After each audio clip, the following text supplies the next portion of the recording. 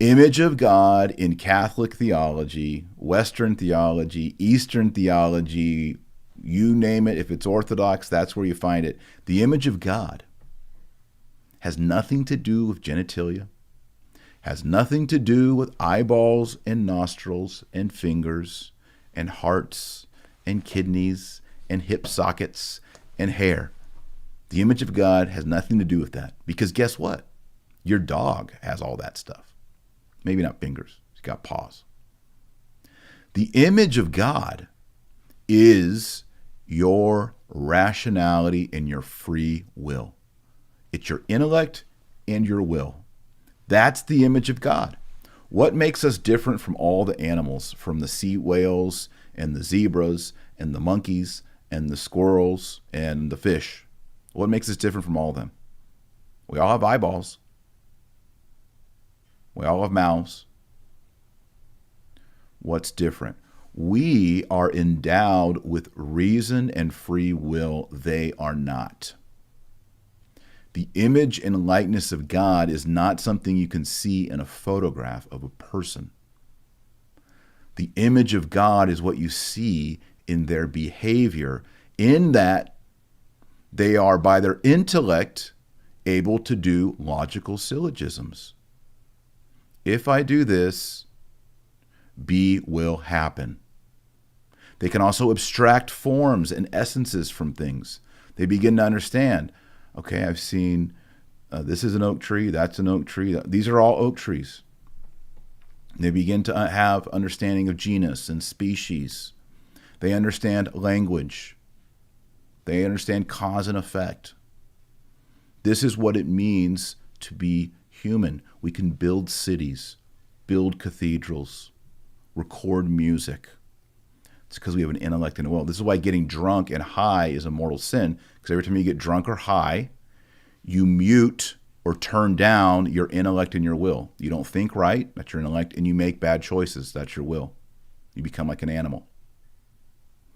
So when it says that God created them in his image, male and female, what it's saying, not that God is male and female, but he's saying that both boys and girls have an intellect and a free will. This is a powerful statement for Christians. We believe that male and female have an equal dignity in that both are made in the image and likeness of God. I have an intellect and will. My wife has an intellect and will. My sons have an intellect and a will. My daughters have an intellect and a will. How beautiful is that? That is the Catholic teaching. So what we're doing is, in Catholic theology, is we're saying what makes God, one of the things that's so awesome about God is he has an intellect and a will. And he takes that feature of himself and places it on us so that we're in his image. Because obviously God is invisible. But we have the intellect and will. What the feminist scholar does is they flip it and they say, well, we got boys and we got girl bodies, and so let's push that upward into God. No, that's not what Genesis chapter 1, verse 27 is trying to teach us. That doesn't make any sense whatsoever. So you can see here that these three arguments fail.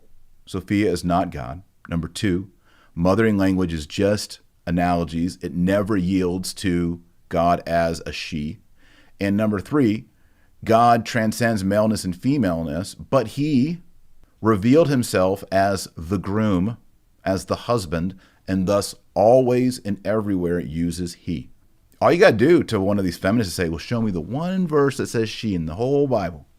The one she. Give me the one she. And they can't do it. Because God has preferred pronouns. And you should tell these liberals, well, are you saying that I should respect the pronouns of everybody on Twitter when they list their pronouns? Yes, of course you should. Okay, well, why don't we respect the pronouns of God? God has the preferred pronouns. It's he, him, himself, every single time. Forever.